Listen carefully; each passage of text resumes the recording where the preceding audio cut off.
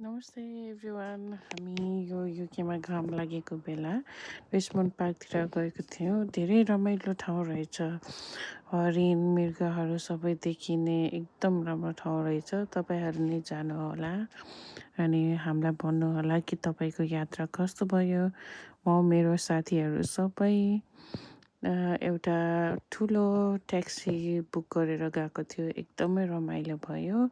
Picnic पनि भयो। एकदम राम्रो ठाउँ रहेछ। तपाईँहरू पनि जानुहोला।